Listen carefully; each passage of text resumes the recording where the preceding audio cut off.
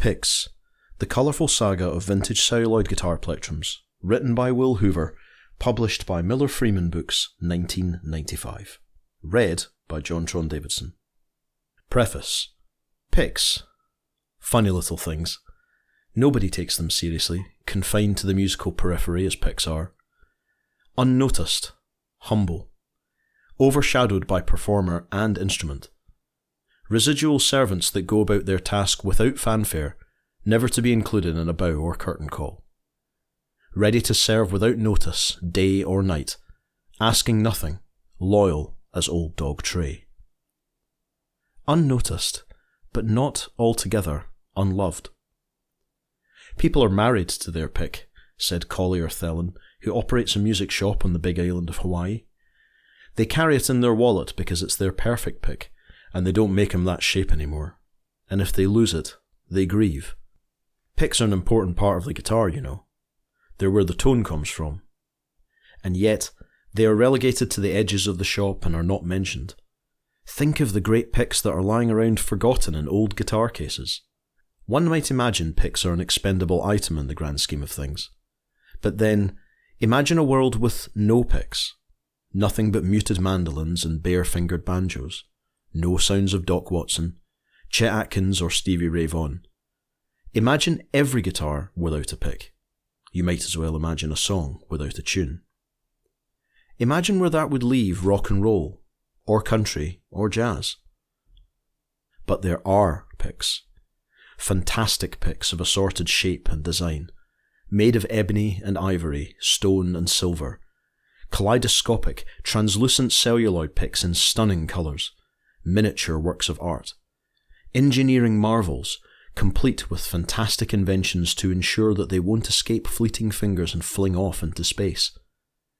Picks from today and nostalgic picks from yesteryear, when fish were jumping and the cotton was high. And, until now, picks that were too shy to come out in the spotlight to be recognised. Let's celebrate these tiny music makers, throw open those old guitar cases, and finally, at long last, applaud picks. Introduction. Plectra, not plectrums, admonishes Roger Evans in How to Play the Guitar. Actually, either is acceptable, not that the average person, who hitherto has never heard of a plectrum, singular or plural, could much care. The average person does know what a guitar pick is. Known variously as the American Standard, number 351, or Fender pick for its shape and size, in its most common form, this 1-inch triangular instrument plectrum is 0.71mm thick and is made of celluloid, the first commercial plastic. While picks have been made of other substances, more have been made of celluloid than any other material, and probably more than all other materials combined. Celluloid is now made by only 2 major sources in the world, neither in the United States. Because of its beauty, strength, composition, and memory, the ability to bend and return immediately to its original shape, celluloid has long been regarded by musicians as the superior material for picks. Whether celluloid picks can endure, though, is in doubt. In the summer of 1993, the Fender Musical Instruments Company, whose name has long been synonymous with the standard celluloid guitar pick, issued a notice to its dealers that said, in an effort to deal with the crisis of dramatically rising celluloid costs, the company would be phasing out its celluloid solid colour picks and had been working to find a substitute material that will provide the feel and durability of celluloid. Meanwhile, Jim Dunlop USA, one of the world's largest pick manufacturers, has quit making celluloid flat picks altogether. Pickboy of Japan, another of the big 3 pick makers, has drastically reduced its celluloid line. And D'Andrea, the world's largest celluloid pick manufacturer, is increasingly making picks of other plastics.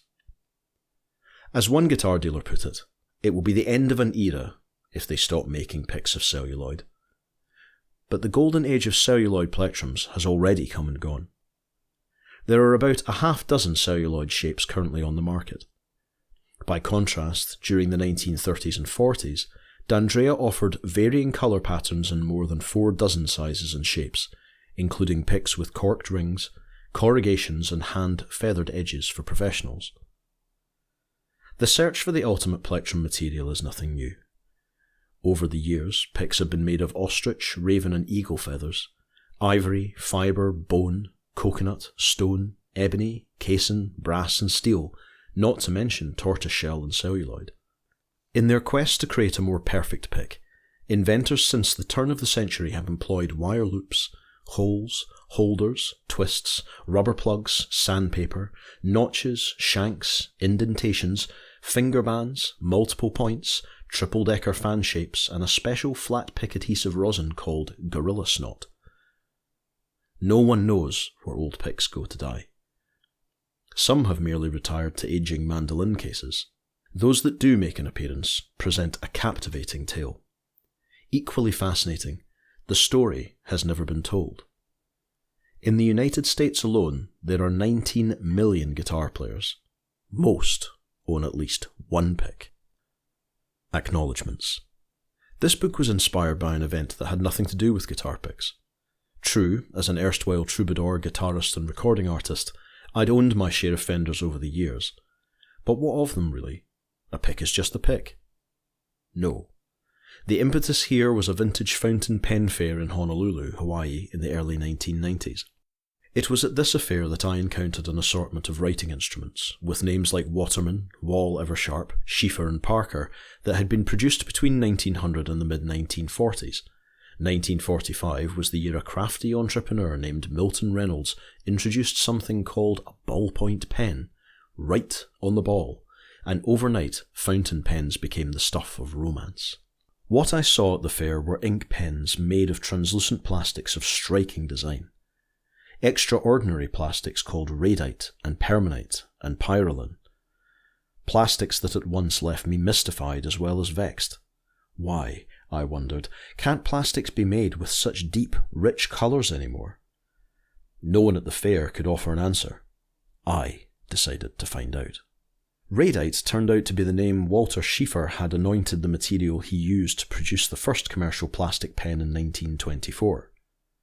Further investigation revealed that the substance was identical to permanite and pyrrolin, not to mention fiberloid, viscaloid, herculoid, and a host of other trade names individual manufacturing companies gave to the same material, celluloid. Most surprising was the fact that despite its strength, elegance and commercial appeal, as no plastic has ever quite equalled it, celluloid exited the scene as an industrial material around the same time Reynolds' ballpoint rolled onto America's ink-stained arena. The reasons were many. Celluloid is excessively labour-intensive, requires months to cure, and is so incendiary that no North American plastics manufacturer will even touch the stuff anymore. Still, celluloid is not extinct. It continues to enjoy limited use in the manufacture of ping-pong balls and guitar picks. What on earth, I asked myself, could be the connection between these two common, though otherwise utterly unrelated products? A cursory study of ping-pong balls bequeathed an expected array of findings. The ball was invented by James Gibb of England in the 1890s. Indian Industries of Evansville, Indiana, the world's largest supplier of table tennis orbs, owns the name ping-pong. Each US Open table tennis tournament paddles its way through 100 dozen balls, and so forth. To my surprise, an attempted examination of guitar picks drew an unmitigated blank. Research librarians galore leafed through databases at the speed of light and scratched their heads. Not so much as a treatise or thin volume on picks could be found. My curiosity tweaked, I launched a plectrum pursuit, an enterprise that carried me from Los Angeles to St. Joe, Omaha to New York City, and back again. Piece by piece, a remarkable story, along with a lively cast of characters, emerged. Because there was scant written material about vintage celluloid picks, I frequently had to rely on the hazy recollections of those acquainted with the subject. Sadly, many principal players were no longer around, and those who were sometimes could offer no help. I spent weeks tracking down one old-timer who played a direct role in the pick saga, only to have him tell me he simply no longer remembered.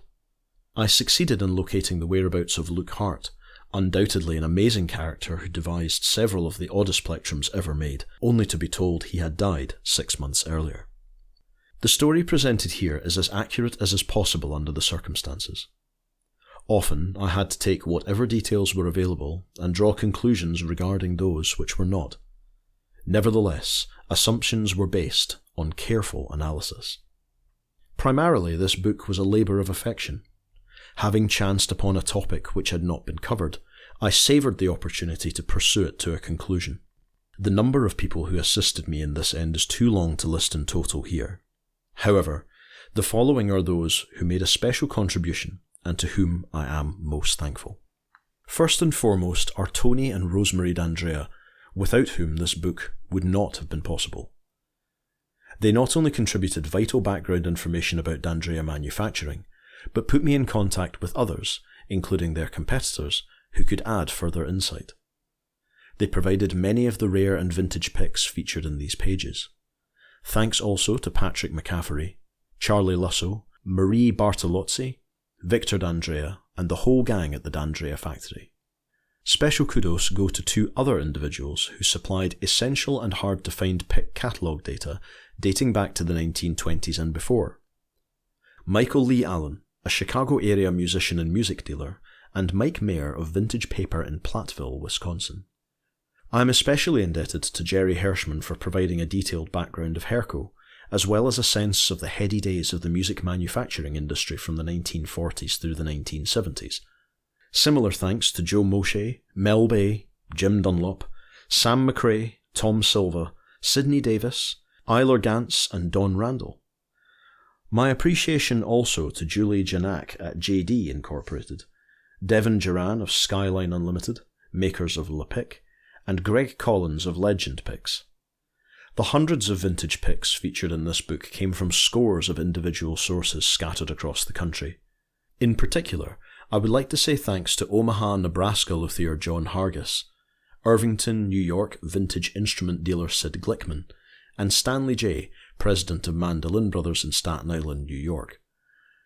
Collectors Harry Anderson Jr. of La Mirada, California, and Eileen Wong, Wayne Maeda, Kevin Dooley, Jim Dance, Neil Shimabukuro, Ernie Murphy, Emmett Yoshioka, Dennis Maeda, and Mike O'Sullivan, all of Honolulu, Hawaii, contributed numerous rare picks. For historical information on fretted stringed instruments, I am grateful to Mike Longworth, Richard Brunet, Walter Carter, and George Gruen. Pick inventors John Pierce, Bob Reinick, Steve Clayton, and Larry DeGaines were especially helpful. For providing understanding to the complexities of plastics, a tip of the fedora to writer R.J. Klimpert, as well as Nancy O'Keefe and Keith Lauer of the National Plastics Museum. Thanks to Paul Hettinger, Donnie Perkins, Tony Weathers, Jerry Coody, Mike Lowe, and Jazz Obrecht for escorting me through the world of celebrity imprint collectors. And finally, for their considerable talents, advice, moral support and encouragement above and beyond the call, my humble appreciation to Carrie White, Rob Dudley, Greg Yamamoto, John Strobel, Cheryl Dare, Ron Ronk, Corey Lum, Teresa Oyama, Marcia Nakagawa, Mark Ryan, Bobby Bradford, Kathy Flanagan, Earl Shigimoto, Nancy Benedict, and David Childs. Chapter 1. Arrowheads and 8-string banjos. The origin of the stringed instrument plectrum, like the wheel, fire, and other monumental achievements, has been lost to antiquity. Some theorists argue that the first stringed instrument must have been a bow and arrow. Caught up in the fervour of a successful slaughter, the original picker and his Upper Paleolithic pals were moved to strike up the band. If there's any truth in any of this, it stands to reason that the first pick should have been an arrowhead. As long as there has been a stringed instrument, there has probably been a musician willing to influence its tone and volume with a hunk of wood, rock, or bone. If nothing else, an arrowhead resembles a pick. This conjecture is meaningful since it indicates picks could be old indeed. Scientists in Katanda, Africa, have unearthed what looks to be an intricate harpoon point and weekend plectrum fashioned by human fingers some 70,000 years ago. We do know that plectrums, plectra to those who prefer plurals without an S, have been around for ages. Stringed instruments that could have employed a plectrum appear in ancient Egyptian tomb carvings, and similar contrivances are known to have existed in locations from Africa to the Mediterranean to China 2,000 or more years ago. For centuries, musicians have used a feather quill to pluck the oud, the lute of the Middle East and the classical instrument of the Arabian culture, which was introduced to the Spanish peninsula with the invasion of the Moors in 711 AD. Feather quills, in fact, may have been the first standardized plectrums. They were preferred pluckers among European troubadours of the Middle Ages, who strummed on musical devices similar to the mandolin. By the 1600s, the French had become adroit at handling the Italian mandola, which they plucked with a single finger to which a plume had been laced. The Neapolitan mandolin itself has always required a plectrum. Ostrich feathers were favoured in the late 1700s and early 1800s, although raven and corette quills were acceptable. A solitary ostrich feather could produce up to 5 plectrums. An entire bird could bequeath a 10-year supply, plus dinner for 40. According to those in the know, proper plectrums were expected to be elastic, never stiff, allowing the instrument to be played with delicacy. To do so, the plectrum should be 40 to 60 mm in length and 1 mm thick. Flexibility could then be controlled and adjusted by holding the plectrum either nearer or farther from the tip.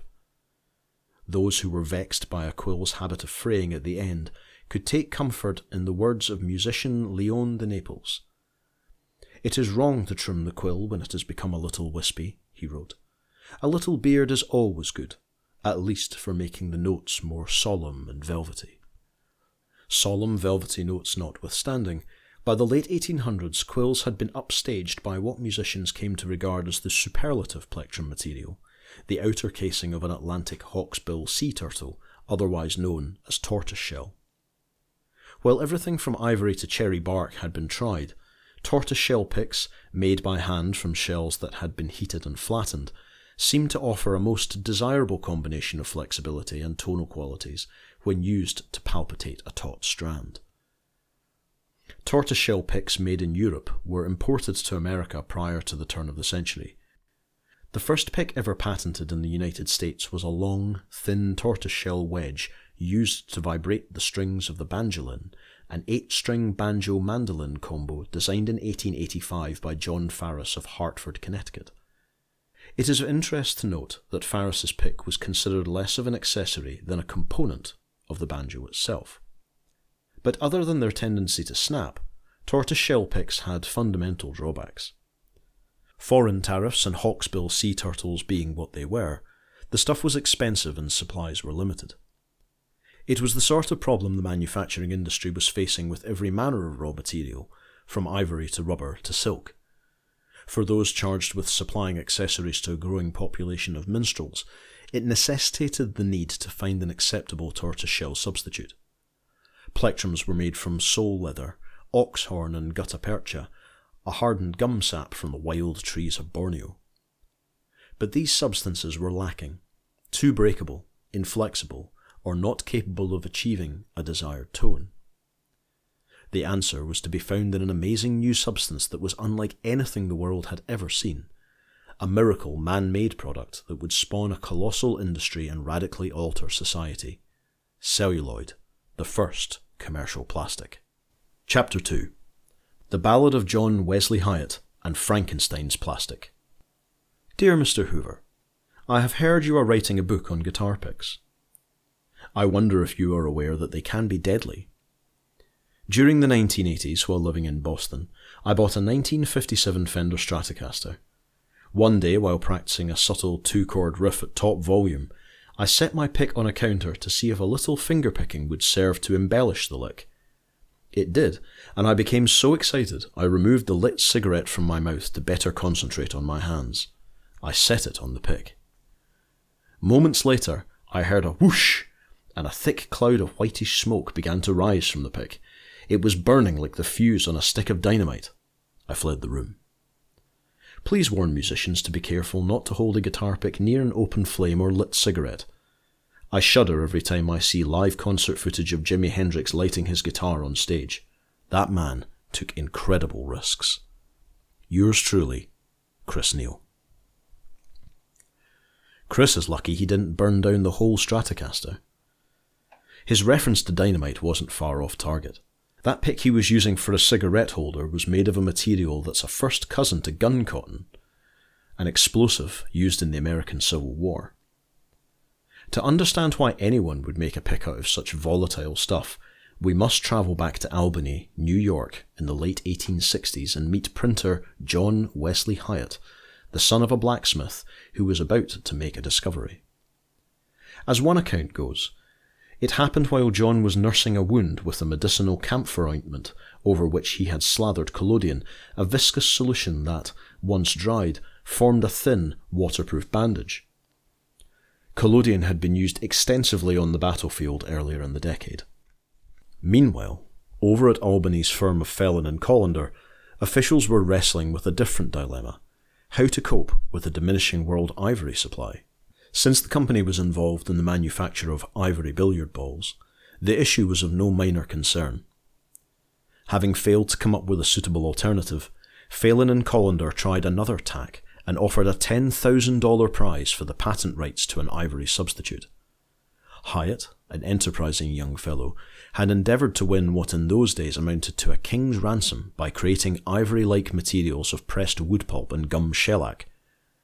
While his pool balls weren't exactly impressive, his acquired proficiency in the ways of moulding compounds under pressure was. Thus, while eyeing his injury, Hyatt was quick to spot what another person might have missed. His collodion bandage, which under normal circumstances tended to shrink and turn brittle, exhibited improved material characteristics with the addition of the ointment. Hyatt suspected the camphor had something to do with it. Collodion was one of many products made from a compound called nitrocellulose, cotton fibres mixed with nitric acid, which has been around since 1846. Most notable among these products was the explosive gun cotton, an insoluble substance. However, for years, scientists had known that in a less acidic form, nitrocellulose becomes a non-explosive, soluble goo, a highly flammable goo to be sure, that can be converted into mouldable solid materials.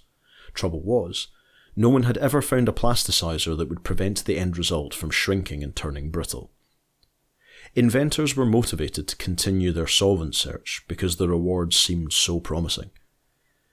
After all, cellulose, the cell walls of everything from grass to wood, is one of the cheapest, most abundant raw materials on Earth, and in a world of decreasing natural materials, creating everyday products of plant cells would be good news indeed.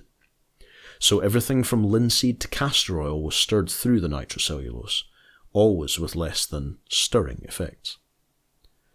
Hyatt made the necessary quantum leap in 1870 by not only mixing the correct solvent, camphor, with nitrocellulose, but doing so under heat and pressure.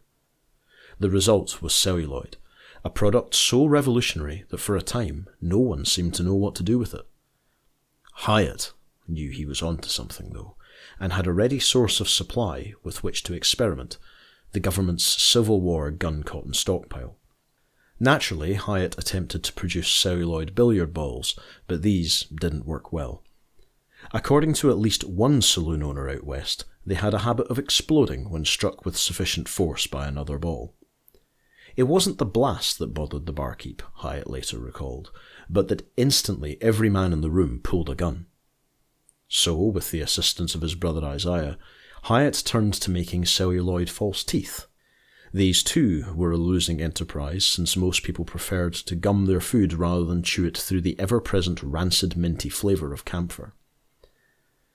In time, celluloid's magic ability to mimic natural substances was established and the plastics industry was born. At last, product manufacturers had an ample supply of quality working material, and what a material! Celluloid could not only look and feel like everything from mother of pearl to ebony, it could be fashioned into ultra-ordinary materials as well.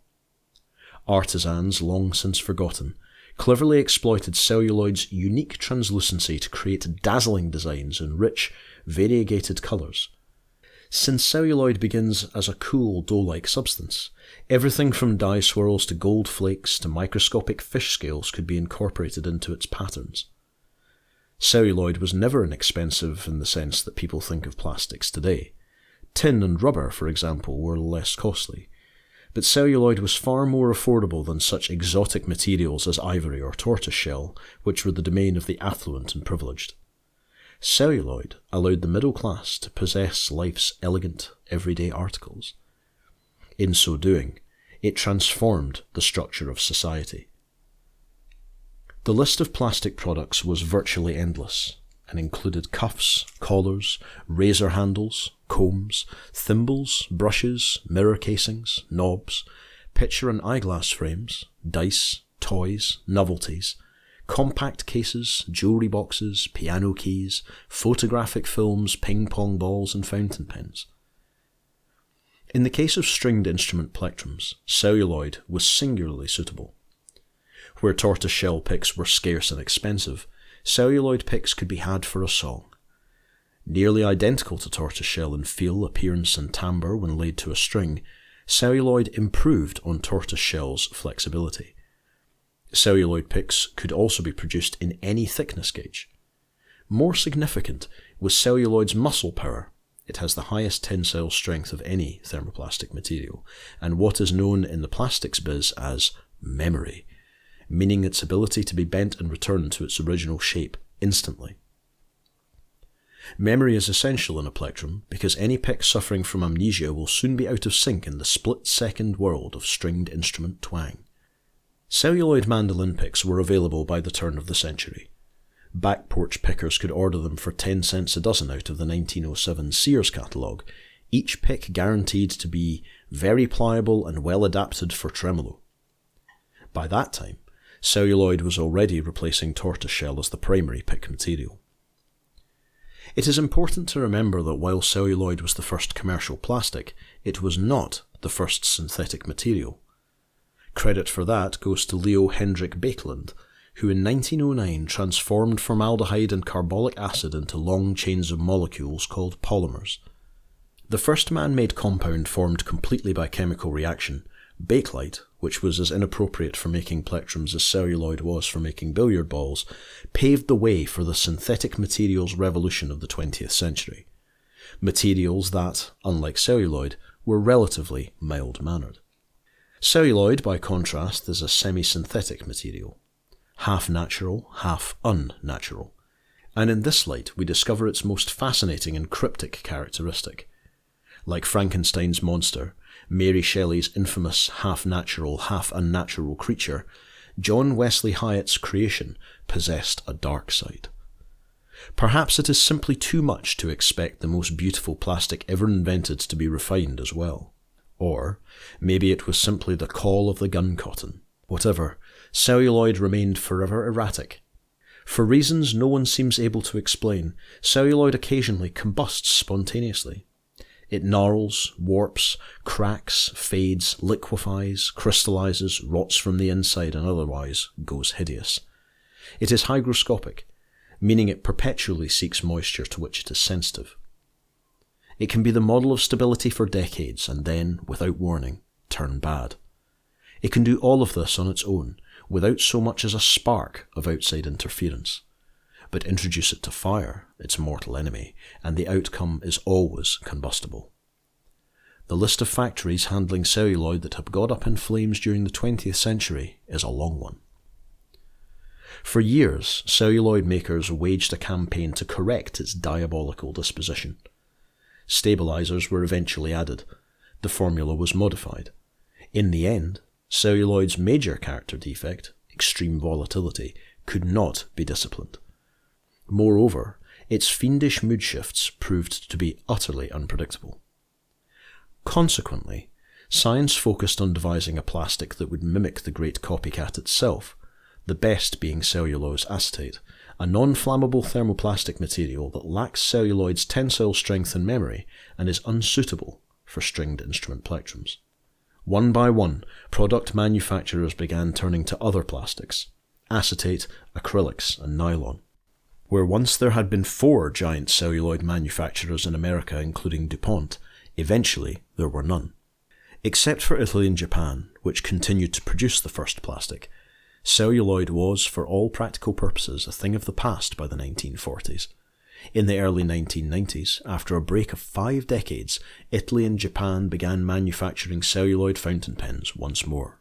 Of the myriad products once made of celluloid, 2 holdouts remained: ping-pong balls and stringed instrument plectrums. The fate of the former seemed secure. As long as there was table tennis, there would be celluloid ping-pong balls, for the simple reason that nothing else works. Celluloid balls have been used exclusively since the game was first marketed in 1898. As for picks, the future is unclear. 2 of the world's 3 largest pick manufacturers have moved away from celluloid. Alternative materials, including composite plastics, are continually being tried. As yet, nothing has upstaged celluloid as the finest all-round pick material. Then again, no other pick material goes whoosh when you least expect it. Chapter 3. The Pick with the Crooning Tone. Shortly after 10 a.m. on January 23, 1994, at booth number 1614 at the National Association of Music Merchants show in Anaheim, California, a 1-pound chunk of hardened steel was reverently, though informally, removed from a tiny cardboard box. It was placed on a tabletop where it was photographed, possibly for the first time. The man holding the curious object was Tony D'Andrea, president of D'Andrea Manufacturing, the world's largest celluloid pick maker. The event went unheralded. All around, assorted ambassadors of the music industry, pockets bulging with free promotional guitar picks, paid slight attention to the item in question, marked only by a tiny strip of aging yellow paper bearing the handwritten numerals 351. Had passers-by realised the significance of the object, they might have paused to pay homage. There, on the tabletop, lay the holy grail of guitar picks, an original D'Andrea mallet die from the 1920s, shape number 351, from which the first guitar pick most likely sprang. Clearly discernible at the cutting end of the die was that distinctive 1-inch rounded isosceles triangle recognised by guitarists the world over. The number 351 shape itself had not varied in 6 decades. It remained the industry standard. That shape had been around since at least 1928, when Tony D'Andrea's grandfather, Luigi D'Andrea, offered it and some 3 dozen other pick shapes to music merchants. Even as the die was being captured on film, standard guitar picks were being handed out freely at locations throughout the convention halls. Jim Dunlop, head of one of the big 3 pick manufacturing companies, claims to have doled out 10,000 picks in a single hour that day. He may have exaggerated, but there's no question picks galore were being snapped up in a frenzy by the thousands in attendance. Equally certain is the fact that few of the recipients were aware of the story behind the shape of guitar picks, nor that had it not been for Tiptoe Through the Tulips with Me, standard guitar picks might never have existed, and Elvis Presley, Les Paul and Eric Clapton might have ended up strumming on the old banjo. Prior to the Roaring Twenties, guitars played a distant second fiddle to the mandolin in popularity. After World War I, the mandolin was rivaled by the tenor banjo. 6-string guitars remained a lesser-known commodity and were regarded as an instrument for backup rhythm accompaniment. Throughout the late 19th century and the first part of the 20th century in America, 6-string guitars were principally gut-string classical-style instruments that were played with unadorned fingers. Although the Gibson and Martin companies were both manufacturing some steel-string guitars by the 1920s, these were generally not played with a flat pick.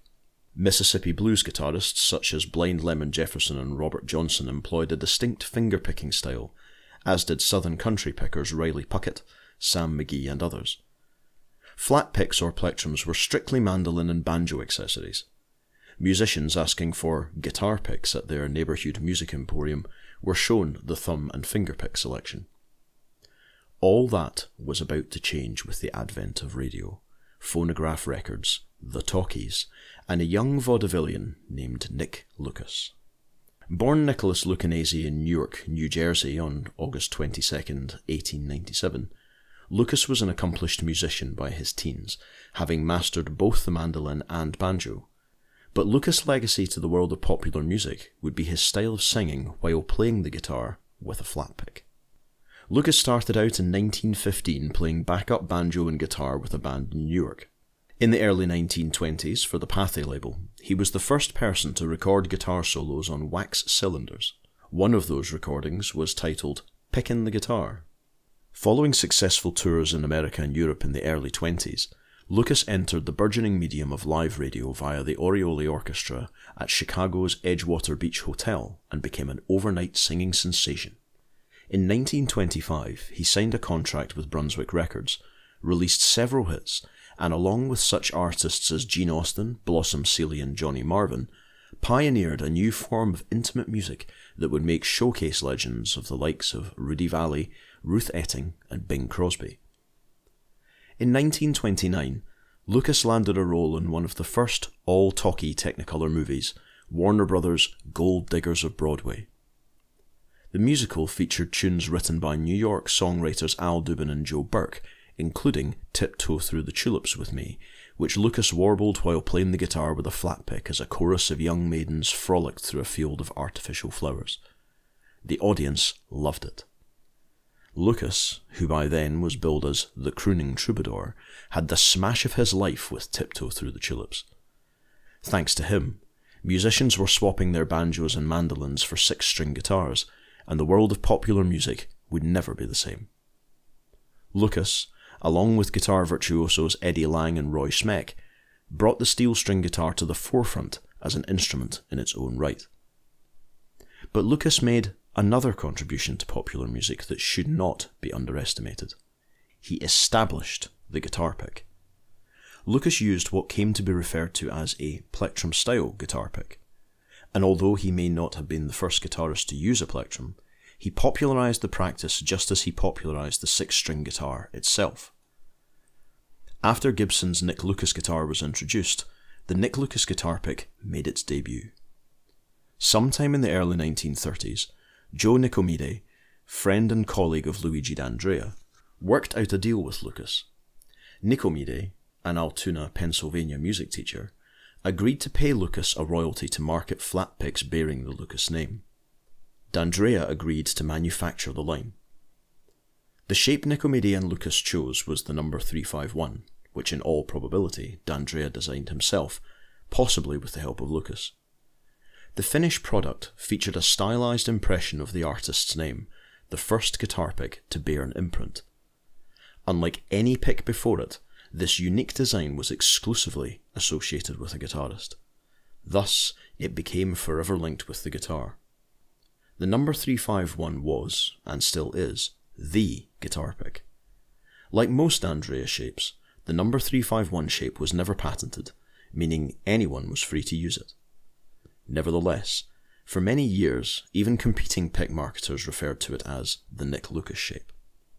Known as the pick with the crooning tone, Lucas picks retailed for 10 cents each, 3 for a quarter, and came 24 picks to the display card. Hedging its bets, the card claimed to hold your choice of real banjo and guitar picks. The picks were made of celluloid, although that fact was not mentioned on the card. Competition eventually came in many forms. Wabash and Milton O. Wolfe guitar picks, for example, were the number 351 shape. Guitarist Nick Maniloff's celluloid picks were not only the Nick Lucas shape, they were presented on a display card strikingly similar to the Lucas card. Even the celluloid number 351 shape Gene Autry plectrum type guitar pick offered in the 1941 Sears catalogue wasn't able to threaten Lucas's claim to the guitar pick. That honour goes to the Fender Company, which until the early 1950s had sold Nick Maniloff picks in its catalogues. However, Fender dropped Maniloff, so the story goes, when a top company representative arrived at an East Coast music trade show only to discover he had forgotten to bring guitar picks. The momentary crisis was alleviated when reps from the D'Andrea booth generously, and at no cost, supplied Fender with ample picks for the show. The incident supposedly led to the long relationship between Fender and D'Andrea and the beginning of the most ubiquitous guitar pick on earth, the Fender Medium, number 351, known to guitarists everywhere as the Fender pick. Whether or not the story is true, it's a fact that in 1955 D'Andrea entered into an agreement to manufacture number 351 shape picks with the distinctive Fender logo, as well as fender picks in various other shapes in thin, medium and heavy gauges. But it was the Fender Medium No. 351, sometimes called the Sideman pick, that became universally recognisable. A decade later, the No. 351 shape was rarely equated with Nick Lucas, although his picks were still available. By then, Lucas had faded from public view and was unknown to a new generation of musicians. One who remembered, though, was entertainer Tiny Tim, who claimed to have been inspired by the crooner. On December 17, 1969, Lucas sang his trademark song at Tim's wedding, which was broadcast nationally on the Johnny Carson Tonight Show. At 40 million viewers, the programme broke TV audience records. Lucas died on July 28, 1982, and although his song has ended, the guitar pick lingers on. Chapter 4. Plectrum Pioneers and the Flying Pick Affair. Among those who use picks, there has long been a perception that, given an opportunity, the common plectrum will escape the clutch of a musician's fingers and go airborne. It's said even picks that aren't frequent flyers have a nasty habit of shifting positions and otherwise turning on their masters. To ensure that picker would maintain dominion over pick, a parade of dedicated plectrum pioneers entered the American scene around the turn of the century. Some, such as David W. Barnes of Brooklyn, New York, concentrated on tonal and shape improvements, and although his 1903 celluloid and leather plectrum didn't catch on, it was a necessary link in the evolutionary plectrum chain. Others turned their attention to pick design. A year after Barnes' innovation was announced, Charles F. W. Seidel, also of Brooklyn, unveiled a multi-point plectrum that operated rather like a pocket knife. By using points individually or in conjunction with one another, musicians using Seidel's remarkable pick gained a variety of gauge and sound options. Barnes and Seidel were indicative of inventors who grappled with the functionality of a plectrum. More prevalent were those who concocted ways of preventing a pick from flipping out of a player's fingers. Frederick Wall of Cincinnati, Ohio, was such a person. In 1896, he analysed the dilemma and devised what was probably the first serious attempt to control unruly flyaway plectrums. Wall's apparatus, which retailed for around 15 cents, consisted of a pair of fingertip-size concave rubber discs between which a mandolin plectrum could be sandwiched. The discs were attached to a steel ring that was in turn affixed to a player's thumb. Cumbersome as Wall's invention may have been, the idea was a hit. For years it was a regular offering of the Sears, Roebuck & Co. catalogue, which praised its subtle attributes. By placing the thumb and index finger lightly on the disc, the player will be able to play the sweetest and softest music possible, and, if necessary, he can tremolo a chord with the utmost ease. Eventually, the rights to Wall's idea were bought by the Wurlitzer Company, which continued the plectrum metamorphosis with its own invention, the vacuum pick, an improvement over Wall's design that did away with the thumb ring by merely attaching a rubber suction cup to each side of a celluloid mandolin pick. Slowly, plectrum architects were moving away from better pick gripping devices to picks that could be better gripped. In 1900, Carolyn M. Cochran of Buffalo, New York, fashioned a narrow shank through which a mandolin pick could be wedged. Although her idea was still a pick holder, it was far less complicated than Wall's. Once a pick had been inserted into the shank, it became a pick with a belt that could be more readily clasped. A decade later, Louis Naxtet of Annapolis, Maryland, devised an oblong celluloid plectrum with 4 rubber plugs protruding from both sides. Naxted's design was clearly a standalone plectrum with improved gripping capabilities. Pick inventor Aaron Birdwise of Baltimore attacked the stabilization problem from a number of approaches. In 1917, he created a small celluloid pick with a wire loop on each side. This design was novel in that both loops were made from a single wire that was mechanically inserted through a hole in the pick and machine twisted. Later, Birdwise patented an entire celluloid plectrum with a twist, to fit the contour of the thumb and index finger when held there between, as well as a celluloid pick with felt attached to each side. It was about this time that Richard Carpenter and Thomas Towner of Oakland, California, came to the conclusion that pick inventions themselves were getting out of hand. Why, they reasoned, must both sides of a pick be stabilised? If one side doesn't shift in a musician's fingers, neither will the other. Carpenter and Towner took a teardrop-shaped pick and glued a thin piece of non-slipping material to the rounded half of one side. The material they chose was cork. Patented in 1915, the cork grip pick became popular with professional musicians who didn't mind paying twice the price for a pick they felt they could cling to. Cork, in fact, established itself as the favoured pick gripping material. For decades, cork rings and pads were incorporated in numerous pick designs. Not to be outdone, Peter Rudisell of Passale, New Jersey, created a non-slip pick that had no additional material whatsoever. His 1919 invention was nothing more than a one-piece flat pick with a wagon wheel of raised and lowered spoke surfaces at the rounded end of the oval, an effect that could be easily accomplished with celluloid.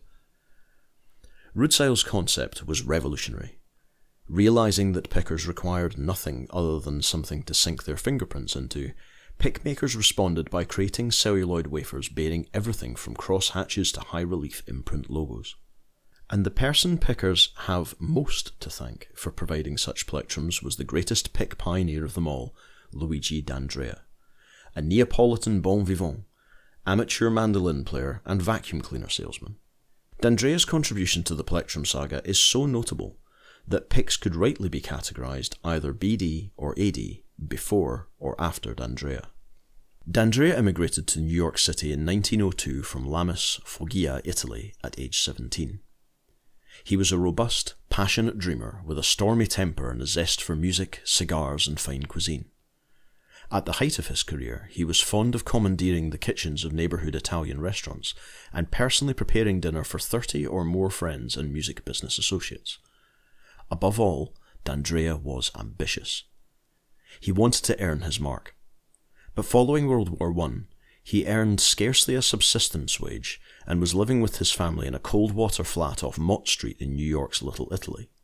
One day in 1920, as he beat his way through the dusty, crowded alleys, D'Andrea stumbled across a local powder puff manufacturer in the midst of a sidewalk distress sale. Intrigued by the stuff of women's compacts, he traded his pocket change for a sheet of tortoiseshell celluloid, a mallet and several knife dies from which tiny compact decorations were cut. At that moment, D'Andrea realised his destiny, to corner the women's powder puff market. Fortunately for the world of fretted stringed instruments, things didn't work out that way. After the compact enterprise proved no more rewarding than hawking carpet cleaners, D'Andrea sat down at the kitchen table, drummed his fingers and pondered his compact decorations. "They look like Cousin Primo's mandolin picks, Papa," remarked Anthony, his 9-year-old son. Thus inspired, D'Andrea loaded up a box of 1-inch heart-shaped chips and headed off to the Manhattan music publishing firm of G. Schirmer and Company. Because his English was poor, young Anthony was dragged along to translate. The result was a $10 sale and the humble beginnings of the world's largest pick company. D'Andrea Manufacturing started out in 1922 in a one-room loft at 395 West Broadway, which, in the words of the founder, was the size of the scene in the second act of La Bohème. There, D'Andrea pounded out celluloid plectrums while his son hand-beveled the edges with a belt sander. Luigi and Anthony were later joined by Anthony's brother Victor, and then by sister Ida. While Anthony furnished most of the company's business aplomb over the years, his father, a creative dynamo, provided the inspiration. Prior to 1922, there had been about a half-dozen different oval-shaped plectrums on the market. By 1928, D'Andrea had developed more than 36 different shapes. In time, that number increased to 56 celluloid shapes, plus 23 styles of genuine tortoiseshell picks, in addition to celluloid thumb and finger picks and felt ukulele picks. Suddenly, music dealers were offering oval, triangle, trapezoid, teardrop, curved, oblong, 5-sided and triple-pointed picks that came either plain or deluxe, and with a choice of corrugations, cork rings, pads, centre holes, plugs, rubber cushions and grommets. It mattered not to D'Andrea if picks could fly, but only that there was a plectrum to match every picker's whim and fancy. D'Andrea listened to musicians' pick suggestions and incorporated them with his own innovations to produce a product array unlike anything that preceded it. Ironically, one pick D'Andrea didn't keep was the original heart shape.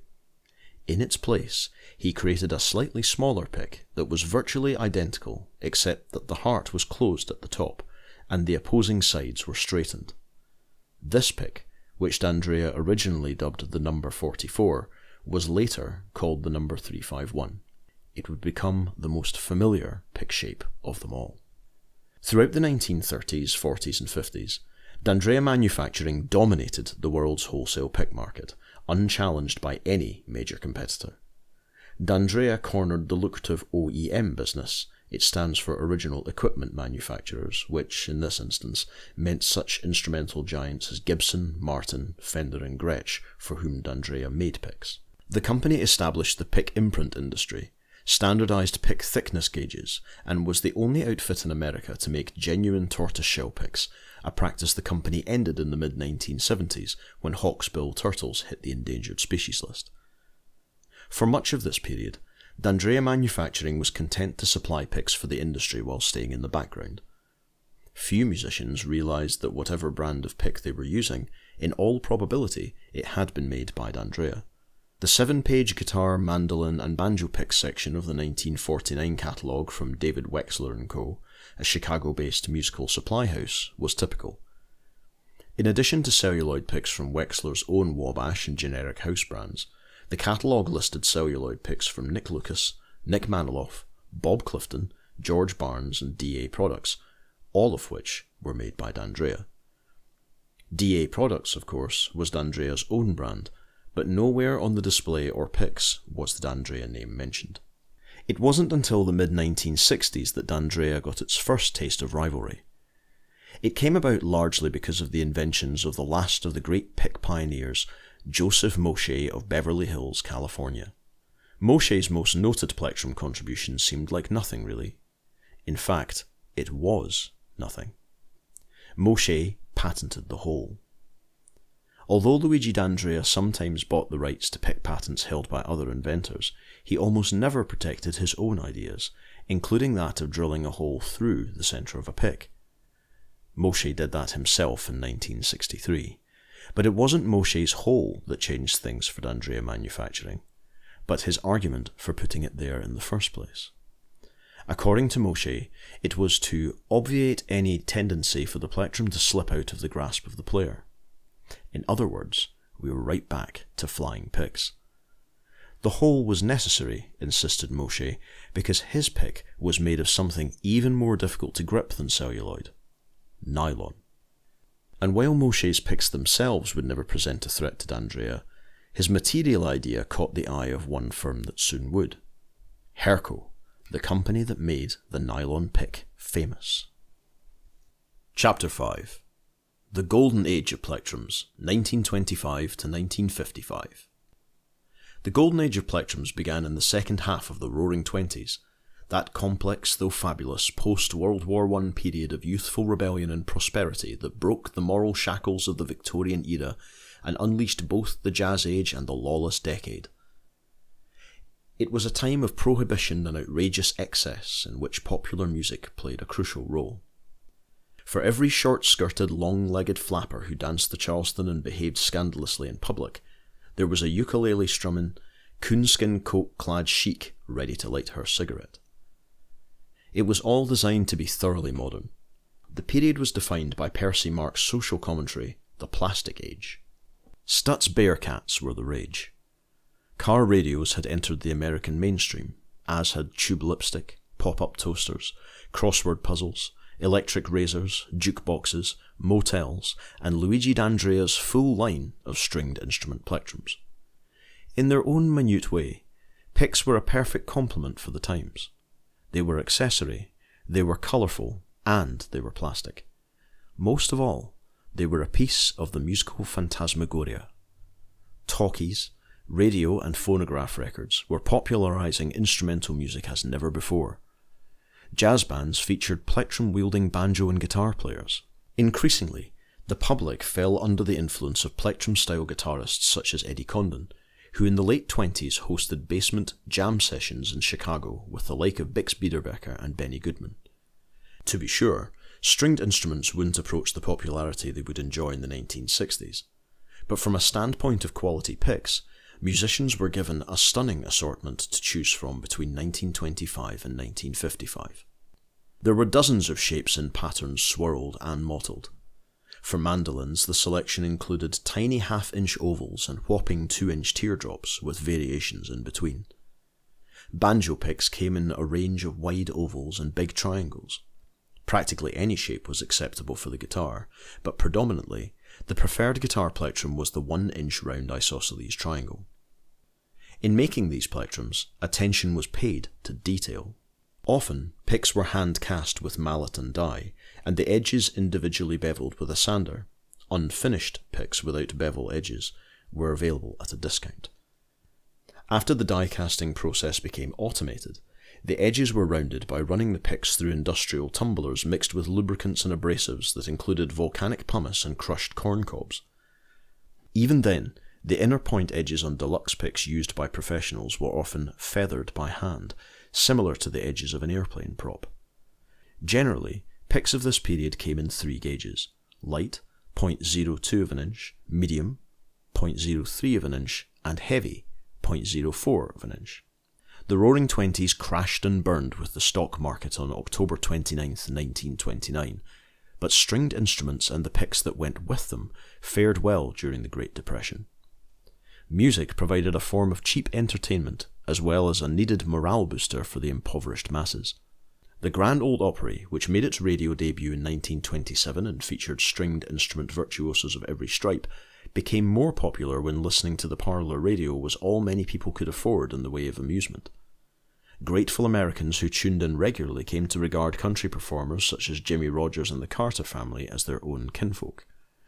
Gene Autry, Roy Rogers and Tex Ritter became Western music singing sensations. Woody Guthrie and other Depression-era folk singers made the steel string guitar a necessary piece of equipment for even a down-and-out balladeer. The US government got in on the act by sponsoring thousands of free concerts through the Federal Music Project. Musicians got an even greater boost during World War II when the government did everything imaginable to keep the troops entertained both at home and abroad. Live radio, which made celebrities of hundreds of regional guitar strumming troubadours around the nation, was a primary source of entertainment throughout the post-war years. To supply so many musicians with picks, music dealers turned to a network of jobbers, wholesale mail-order supply houses, and instrument companies such as Gibson and Gretsch. Although the Martin Company offered a small selection of picks after 1934, the company never began to seriously market instrument accessories until the mid-1970s. Gibson, in fact, had offered music instructors and schools a catalogue selection of oval picks in celluloid, fibre, and sole leather prior to World War I. But, by the 1930s, the Gibson line had expanded to include everything from imported genuine tortoise shells to a full line of celluloids, and even a colourful 5-sided pick made of galalith or casein, a plastic made from the milk of contented moo cows. Gibson's assortment also listed 2 of the first celebrity imprint plectrums, the Harry Reeser and Eddie Lang picks. Reeser was a noted banjo player and Lang a jazz guitarist who had backed up Bing Crosby. Both picks featured a unique design. Reeser's, a white oval with a laminated brown corrugated grip, was slightly smaller than Lang's oval, which was the opposite colouring, brown with a laminated white corrugated grip. Celebrity imprints were set to become an industry unto themselves. By the 1940s, the names of such noted instrumentalists as Nick Lucas, Nick Maniloff, George Barnes, Les Paul and Roy Smeck were endorsing entire lines of picks. Among the more unusual products of this sort was Bob Clifton's patented two-way pick, a diamond-shaped plectrum that came in 2 sizes and assorted colours. The Gretsch assortment was even more comprehensive than Gibson's and contained several innovations. Gretsch non-skid celluloid banjo and mandolin picks came in 4 shapes, 3 gauges and 2 colour patterns, tortoise and ivory. These picks were laminated on each side with a thin patch of hard rubber ridges. They may have been the only plectrums ever produced that combined celluloid and vulcanised rubber. Two other unusual Gretsch picks were a thick celluloid ivory with 2 points and 6 sides, and an oversized rounded square with 4 points in genuine tortoiseshell. To compete, large instrumental supply houses offered a wide array of plectrums that frequently included 1 or 2 styles not generally available elsewhere. These were priced accordingly.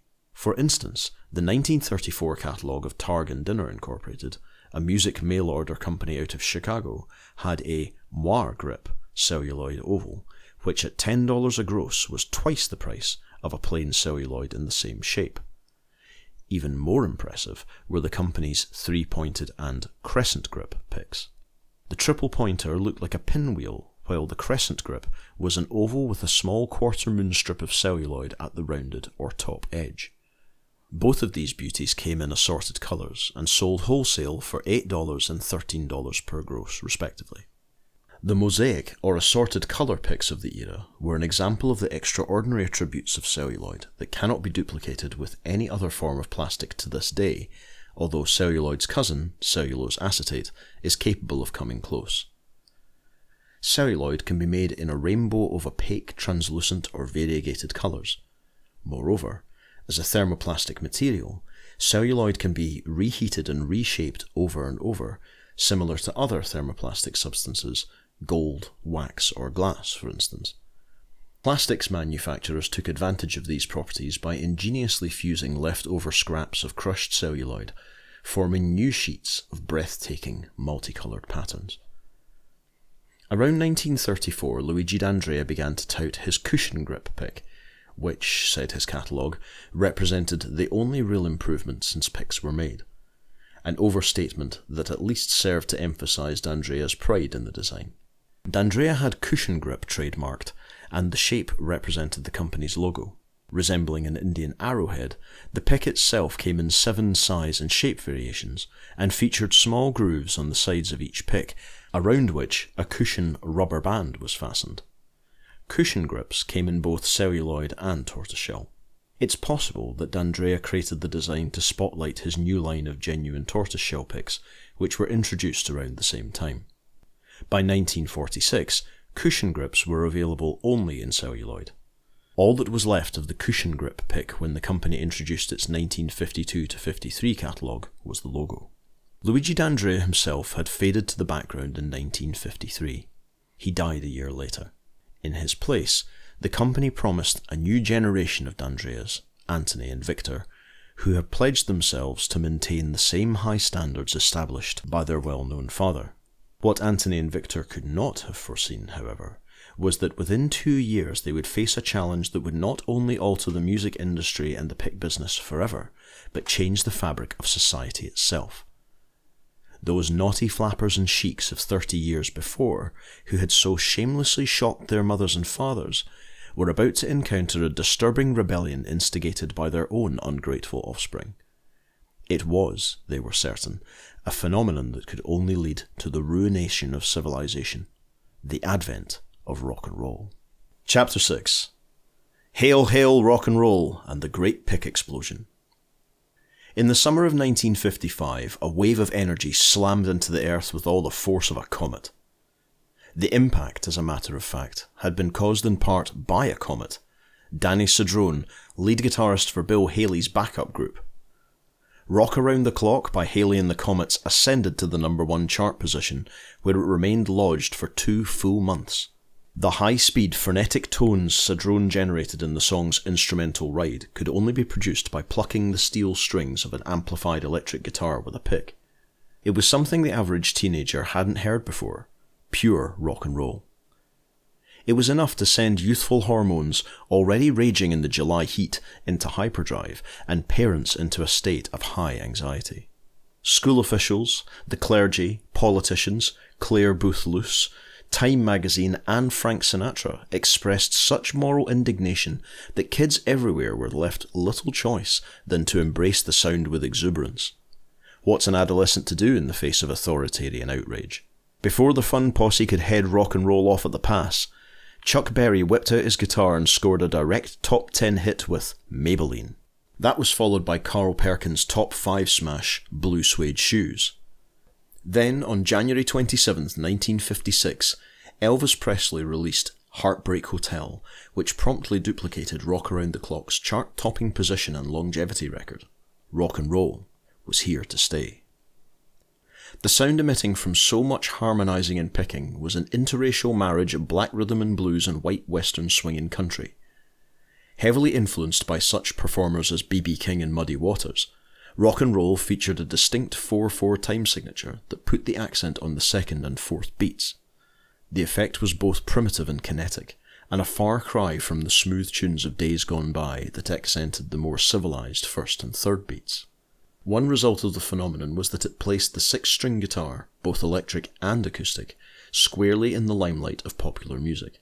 Previously, the hit parade had been dominated by stand-up crooners like Perry Como, Rosemary Clooney and Guy Mitchell, who depended on a background orchestra.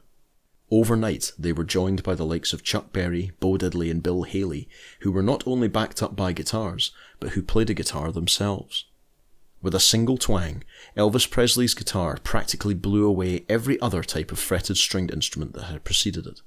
Suddenly, guitar pickers were all over the charts. The Everly Brothers, Duane Eddy, The Ventures, Roy Orbison and Ricky Nelson. And if Ozzie and Harriet's kid, who only knew 2 chords when he cut his first single, I'm Walkin', could do it, any kid could do it. All that was needed was a guitar, and a guitar pick.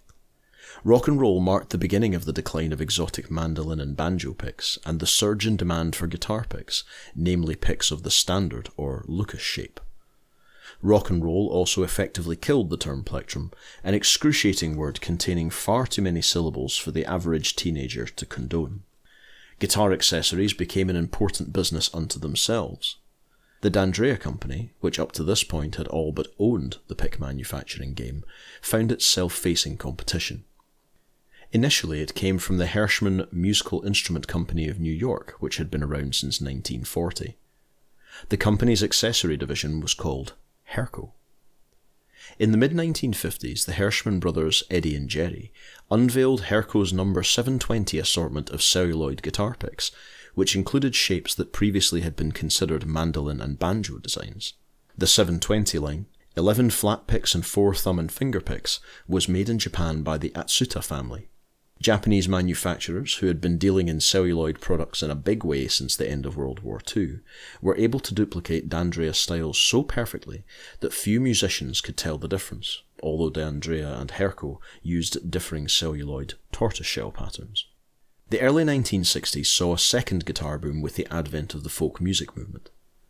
The Kingston Trio, the Highwaymen, Peter, Paul and Mary, the Rooftop Singers and other groups were producing one chart buster after another. Enlightened baby boomers, who were coming of age, began turning to the folksy, politically charged lyrics of guitar-playing balladeers like Joan Baez, Phil Ochs and Bob Dylan. In the mid-1960s, scarcely a college dorm in America didn't house at least one troubadour who knew every verse of A Hard Rain's A-Gonna Fall. Dylan's folk rock expansion only added a new dimension to the frenzy. Then, in 1964, Liverpool invaded the country via the Beatles, and, according to Jerry Hirschman, you could sell anything that even resembled a guitar pick.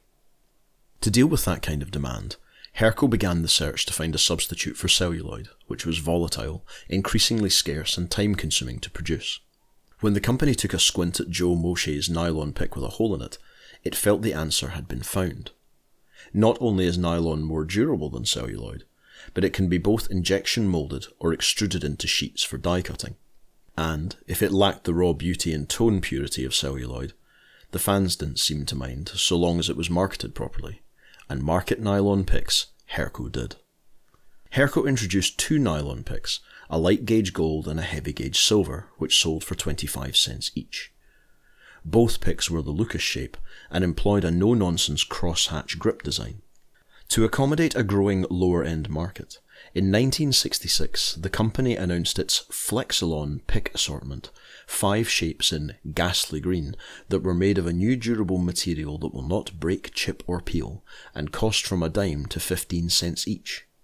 What was this revolutionary new substance? The very same nylon used to make the 25-cent picks. The D'Andrea Company remained committed to celluloid. At a time when the American supply of celluloid was drying up, the company had no trouble importing all it needed from Europe. Having been at the pick-making trade longer than anybody, D'Andrea enjoyed an advantage in experience, material resources, and manufacturing capabilities. As Herco's Jerry Hirschman put it, "When we say we sold 1 million picks, that was nothing. D'Andrea was really going crazy." The golden age of plectrums may have been over, but the guitar pick era was just beginning. And D'Andrea, the company that invented the guitar pick, wasn't about to miss out.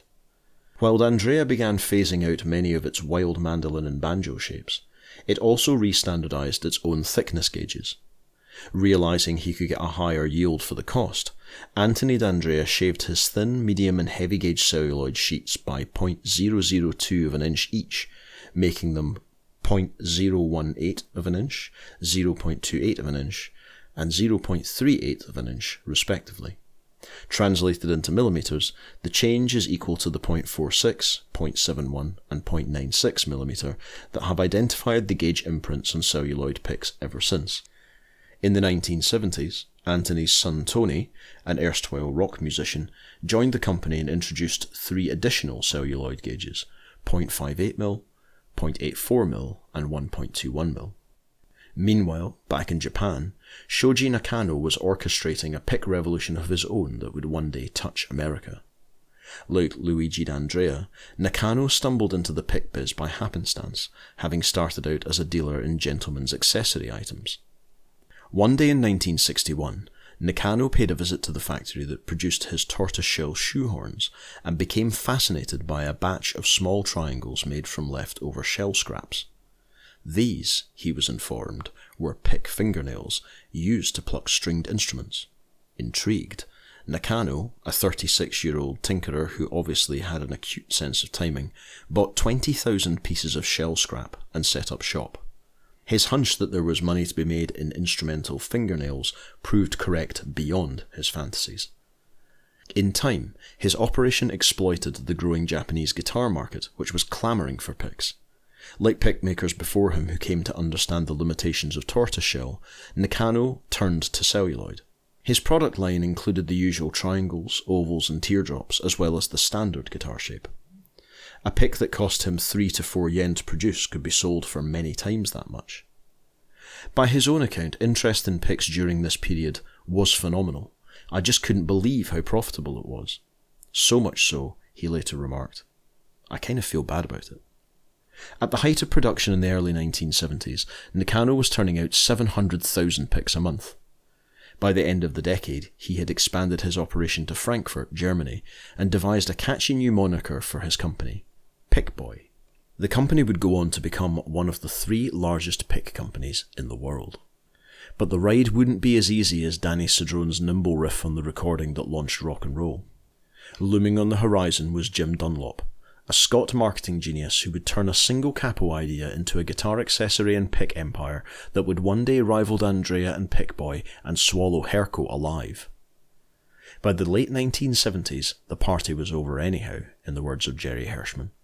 Guitar sales in America, which had soared from 1955 through the 60s, peaked at 2.2 million in 1970 and began a nosedive. By 1983, the figure was down to 875,000. The pick bubble popped as well. The reasons were multiple and had to do with changing music and lifestyles. Primarily, they had to do with the baby boomers who created the great pick explosion in the first place. To the relief of their parents, most survived rock and roll, the 60s and the age of Aquarius, and were ready to become responsible enough adults to detest whatever music their own offspring would embrace. Finally, they had embarked on their working careers and were forced to lay the implements of their youth in the closet. But picks and all that goes with them were hardly finished. The rascals were only waiting for the moment to renew themselves, and when that time arrived, they would make a sound heard all around the world. Chapter 7. Collecting Picks. In a society with a propensity to hoard every conceivable object, from advertising tins to zoot suits, it is remarkable that fretted stringed instrument plectrums managed to fall through the cracks. But then, picks always were small and thin. Ironically, because they were overlooked for so long, they offer a rare and appealing opportunity in the realm of collectibles. Picks are cheap. Hundreds can be stored in a single sandwich bag, and, particularly in the case of those made of celluloid, they are often magnificent. Millions were produced during the 20th century in an ample array of materials and designs. New picks, of course, can be bought at any music store or through instrument mail-order catalogues, where to find the old variety is more scavenger hunt than science. They could be anywhere.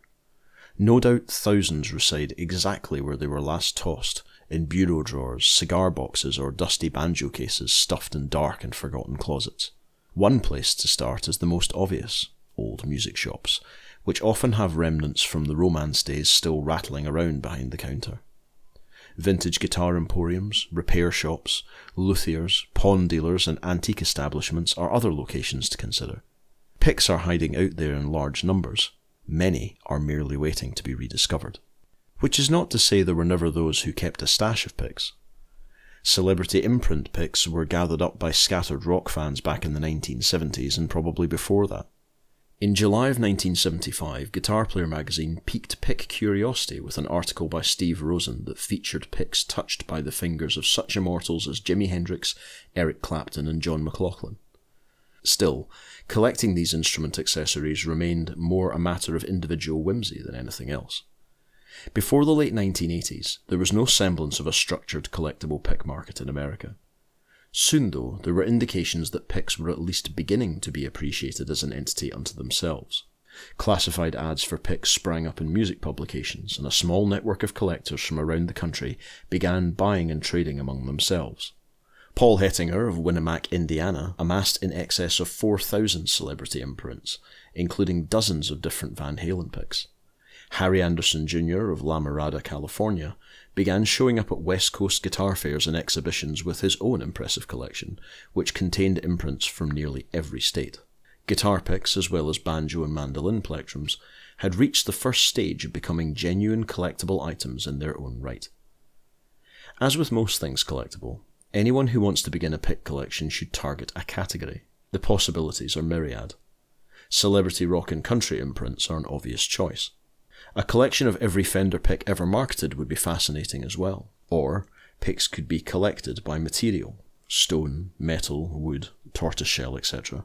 One could accumulate promotional imprints or maintain a subcategory collection of oddball imprints such as Purloined from McCabe's or Life is Short, Play Loud.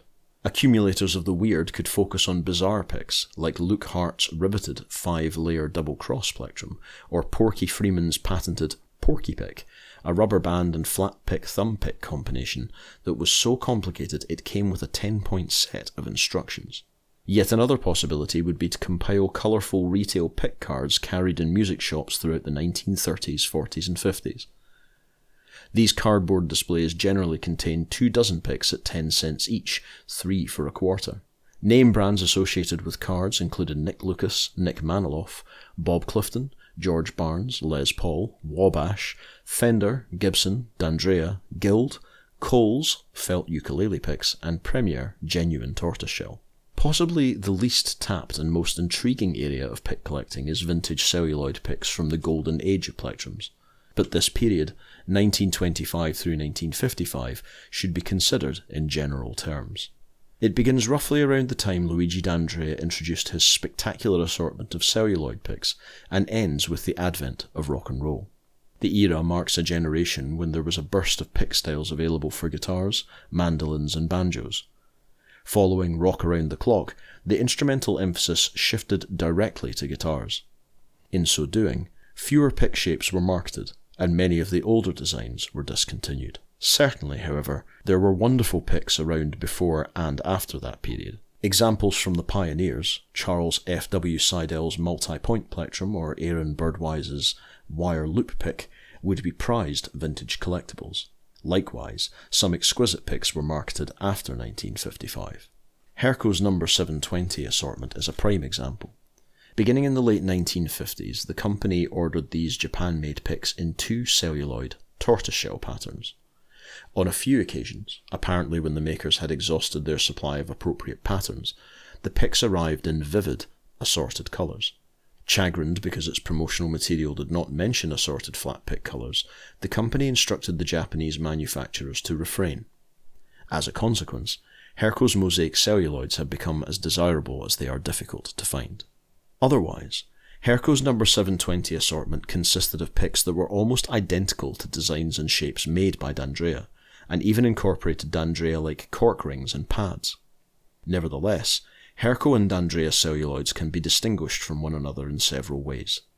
First, D'Andrea and Herco used different tortoiseshell patterns. D'Andrea's most common pattern was a distinctive mass of tight, fluid, reddish-brown swirls. This pattern was almost never used by Herco. Herco's usual pattern appeared as clusters of larger, abstract configurations in contrasting hues of dark brown and amber. Herco celluloids also came in a speckled red and amber pattern. On occasion, D'Andrea also used this pattern. In addition to celluloid patterns, each company used a different type of cork. Herco's was the coarser of the two, and the company's rings and pads were slightly thicker than the smooth rings and pads found on D'Andrea picks. Finally, every Herco celluloid pick carried a Japan imprint. The lettering was usually so tiny that few musicians noticed, but through an ordinary magnifying glass the imprint is discernible, provided it hasn't been worn away by time and usage. Virtually any pick from the Golden Age is collectible, those that can be included among the exceptional. Nick Lucas. Since the Nick Lucas shape became the standard guitar pick, the Lucas pick has the added distinction of being the first guitar pick with an imprint. Although Lucas celluloid picks were made for years, they were never made in enormous numbers, such as were Fender picks. Lang and Reeser. Eddie Lang and Harry Reeser were two noted instrumentalists of the 1920s and 30s who were among the first to have stylized imprints. Both picks were unusual in that they were laminated as well as corrugated. McNeil. Charles McNeil was another early instrumentalist and songwriter who, in the early 1930s, devised one of the first plectrum guitar courses, the McNeil Modern Method. The McNeil imprint pick was an oval with corrugations that were distinctive because they were irregular and obviously handmade. Petin. Giuseppe Petin, a noted mandolin player and teacher, operated the Rhode Island Music Company of Providence. Petin plectrums were teardrop-shaped and date as far back as 1910. Probably first made in Europe, they were later manufactured by D'Andrea and nearly always carried the Petin imprint. Petin picks eventually included the Lucas shape and were available until the 1970s, probably a longevity record among picks. Cork grip. These quality, patented plectrums came in 3 oval sizes and were popular among professional musicians of the era. Like other deluxe plectrums, cork grips had feathered or hand-beveled inner edges, a time-consuming feature that disappeared after pick edges were routinely beveled by machine tumblers. D'Andrea cork grip. For decades, D'Andrea made a wide variety of cork grip plectrums. Once ubiquitous, in the years after the company discontinued its cork line, they became scarce. Cushion grip. Once the pride of D'Andrea manufacturing, cushion grip picks were only made in the 1930s and 40s. They came in 7 shapes. Like most other picks of the era, they have become hard to find, especially with their original rubber bands intact. Crescent grip. These fascinating ovals featured a small strip of laminated celluloid at the top of the pick that was a different colour than the rest of the plectrum. Hen's teeth are easier to find. Gretsch non-skid. One of several desirable Gretsch picks, non-skids promised never to leave one's fingers. Similar in design to a line of deluxe D'Andrea cork pad picks, non-skid picks came in 4 shapes, 2 patterns, shell and ivory, and had a round patch of ribbed hard rubber attached to each side. Gibson. Gibson picks are distinctive because many were made before D'Andrea went into business in 1922. These pre-World War I Gibsons may have been manufactured in Europe. It appears that some foreign designs were continued after D'Andrea established an American pick market. Unfinished. Like corrugated picks, with patterns of small gripping indentations, unfinished picks were once common. Sold at a discount, they were recognisable by their rough, unbeveled edges. An unfinished celluloid pick is nearly always from the 1930s or before. Later, most picks underwent the automatic deburring process. Precise dating of vintage celluloid picks is next to impossible in many instances. The picks themselves were never dated, and frequently the same celluloid patterns and die shapes were used year after year. Manufacturing records, which would be helpful, were frequently lost or discarded. It must be remembered that a stringed instrument plectrum was once such a periphery item that ensuring its provenance would have seemed absurd. As Tony D'Andrea put it, no one thought picks would be part of history. Still, by comparing a pick with available catalogue information from the period, it's possible to get an idea of its background. Pick shape numbers 18A and 21A from the 1928 D'Andrea selection, for example, are not to be found in any of the company's subsequent offerings. It is reasonable to assume then that these two mandolin plectrums were only made in the 1920s, and probably only in the mid to late 20s at that. The largest selection of celluloid picks D'Andrea ever offered appeared in the company's 1946-47 listing. By that time, the company had long since changed its original numbering system, but most of the familiar shapes were still around. Some, though, had been dropped and new ones added. Used in conjunction with one another, the 1928 and 1946-47 catalogues form a sort of Rosetta Stone of vintage celluloid picks from the Golden Age. Although they are by no means complete, the two listings include a high percentage of all the plectrum designs on the market in America from 1925 to 1955. The ultimate vintage pick collection? If one were to dream, it would undoubtedly be to acquire the entire D'Andrea line from the Golden Age of celluloid plectrums, every shape, in every gauge, and each example in mid-condition. Impossible? It would seem. Certainly nothing approaching such a collection exists as of this writing, not by any individual nor by the D'Andrea company itself. It is safe to assume that there are no known examples of some early D'Andrea picks in any gauge or condition. To build a complete collection, even if possible, could require years of searching and extraordinary efforts. Then again, who's been looking all that hard? And in a society with a propensity to hoard every conceivable object, more amazing things have been known to happen. Chapter 8. The care and feeding of a vintage celluloid plectrum. Before a celluloid plectrum can be properly attended to, it must first be distinguished from a pick made of any other type of plastic.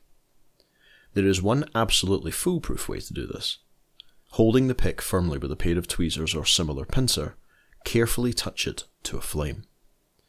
If the pick ignites instantly, burns ferociously for 8 seconds and poofs out, leaving nothing but a whiff of smoky mothballs, it is 100% certain the pick was celluloid. Regrettably, the pick will also be 100% missing. Those willing to accept a lesser degree of certainty have other ways to discern celluloid, ways that won't disintegrate a plectrum. If, for instance, the pick is a translucent tortoiseshell pattern, it is sure to be celluloid, since the only other realistic possibility would be that it's made of genuine tortoiseshell.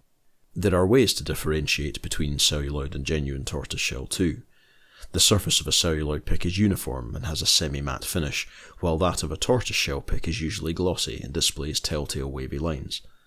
Celluloid picks have a dull, flat sound when dropped on a table or countertop. Real tortoiseshells have more bounce and emit a crisp, tonal sound. If a pick has a tortoiseshell pattern and is shaped like any of the more unusual styles from the Golden Age of plectrums, there's a 90% plus chance that it is celluloid. If a collector is still in doubt, the time has come to release the camphor vapours, that mothball scent commonly associated with celluloid. How to do that without destroying the pick will be explained. For now, the point is this. If the pick does release camphor vapours, there's a 99.99% chance that it's celluloid. Anyone preoccupied with that 0.01% of a doubt is probably less of a pick collector than a pyromaniac. To recap then, if a plastic pick looks like tortoiseshell, the odds are overwhelming that it's celluloid, especially if it's an old and odd shape. No further testing is necessary. This same rule applies to picks with assorted or mosaic colours. If, on the other hand, the pick is a common shape and has an opaque, solid colour, the camphor vapours must be released to be positive it's celluloid. Natural camphor is the characteristic white resin of an Asian lauraceous tree and is used in disinfectants, counter-irritants, and, not surprisingly, mothballs. It is also the magic solvent John Wesley Hyatt combined with cellulose nitrate to create celluloid. Collectors of antique celluloid objects know all about camphor and have devised a number of unscientific procedures for releasing its distinct odour, none of which always work. As we learned in Chapter 2, celluloid is nothing if not unpredictable.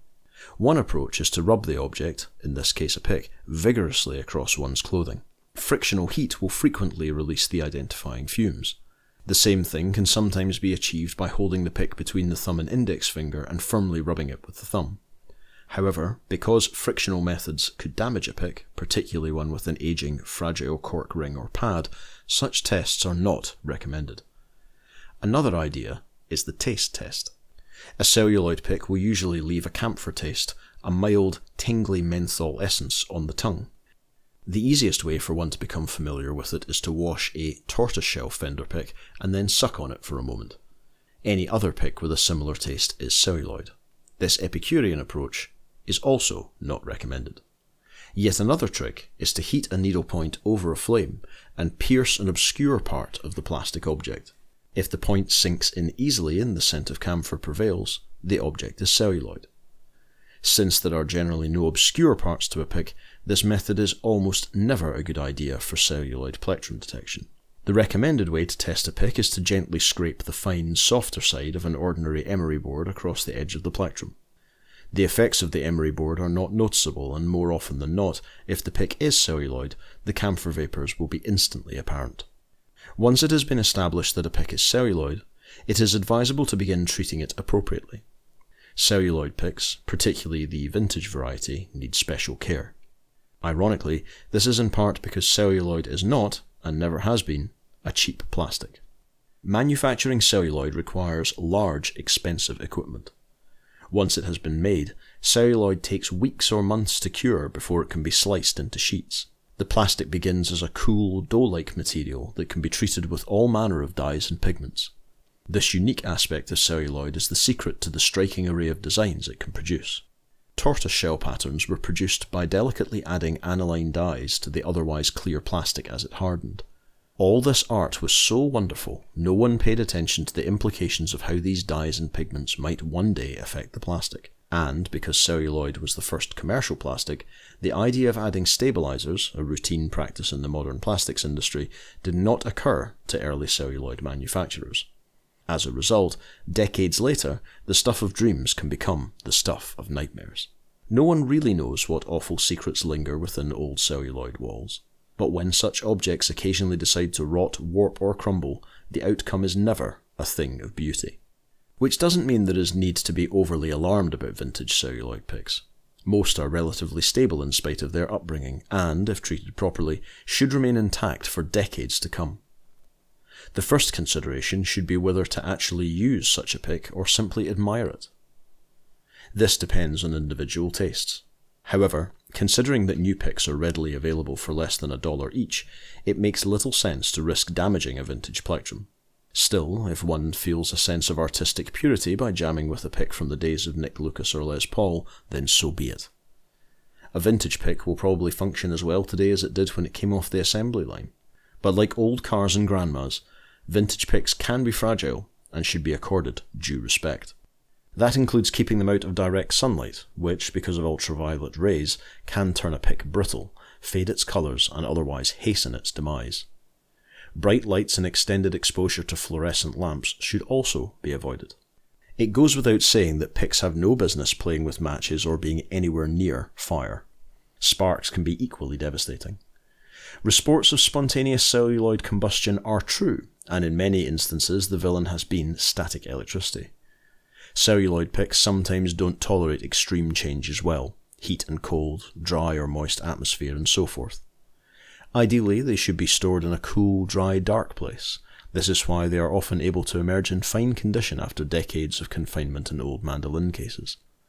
Ventilation is always a good idea. It is okay to keep picks sealed in plastic bags and containers, provided they are aired out regularly. A word of caution, however. Celluloid picks apparently adhere to the one rotten apple rule. In other words, a bad pick can corrupt and degrade those around it. It is safe to display picks in plastic sheets used to mount coins or photo slides.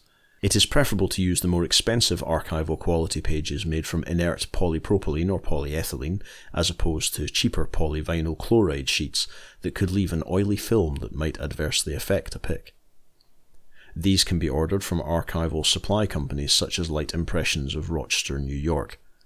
There are also plastic polishes on the market that can be used to restore the luster of a celluloid pick. Novus Incorporated of Minneapolis, Minnesota sells a No. 2 plastic polish designed to remove fine scratches that works well on celluloid.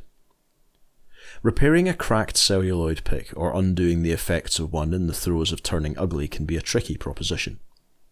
Carefully coating a cracked pick with nitrocellulose lacquer can prevent the crack from spreading. Botch the job, and the cure is more unsightly than the crack. But where does one find nitrocellulose lacquer? At any drugstore. It's called clear nail polish. Just be sure nitrocellulose is mentioned somewhere in the fine print. If a pick is rapidly deteriorating and extreme measures are called for, one collector's guide suggests that soaking it in a bath of baking soda and water for up to 3 weeks will have a stabilising effect. After rinsing a soaked pick, it can be safely buffed with plastic polish or, if the collector has a steady hand and iron nerves, coated with clear nail polish.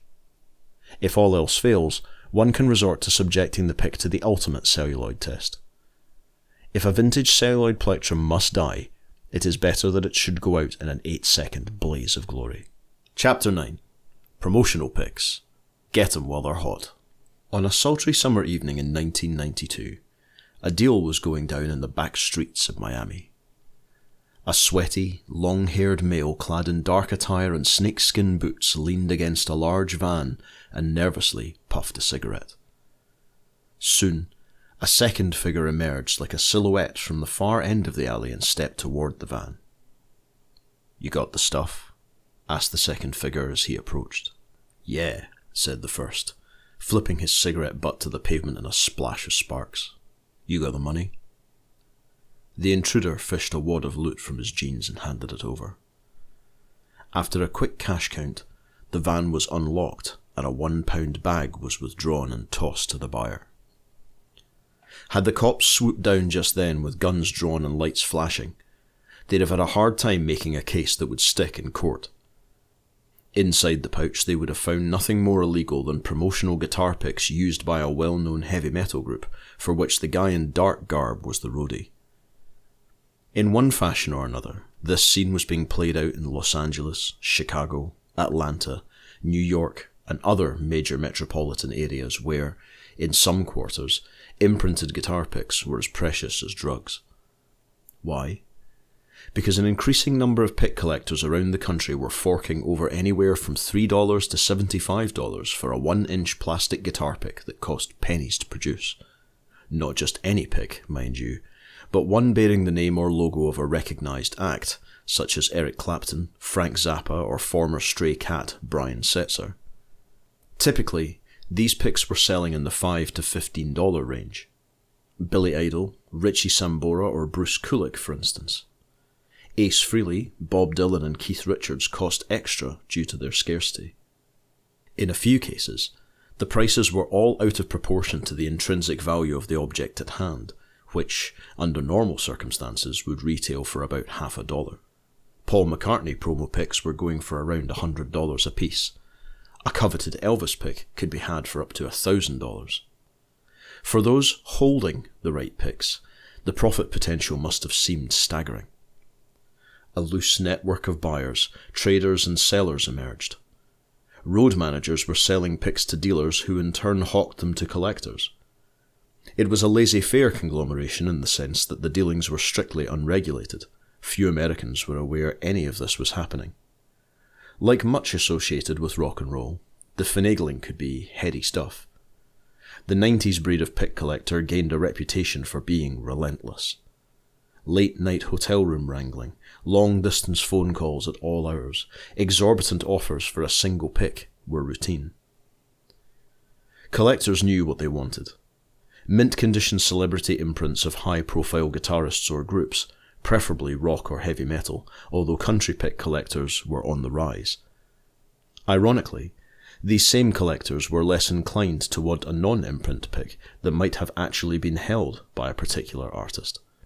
A Fender medium used in a recording session by, say, George Harrison would not command the respect of a Harrison imprint that the guitarist may have never touched.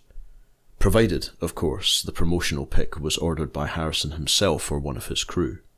Otherwise, the pick would be considered a fake. Pick accumulators had been around since the early 1980s or before, although in less radical form. Most often, they were fans who hung out by the concert stage in hopes of pilfering whatever pick might land in their laps. Increasingly, guitarists fed the frenzy by tossing picks to the crowd. Some collectors, such as Mike Lowe of Forest Park, Illinois, devised a modified strategy. Around 1982, Lowe began handing pickers self-addressed, stamped return envelopes. Many responded. A decade later, Lowe had around 1,200 different imprints, the majority of which he had paid little or nothing to own.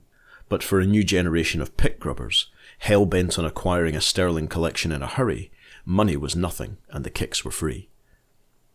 Tales of dealers coughing up thousands for entire collections were not fiction. Donnie Perkins of Decatur, Georgia, spent 4 years acquiring 800 celebrity picks that he sold in one transaction for $3,000. "Broke my heart because I'd put so much time into finding them," said Perkins, whose collection was minuscule in comparison to that of supreme pick collector Paul Hettinger, who in 1990 began running monthly pick ads in Goldmine, an international magazine devoted to music business collectibles.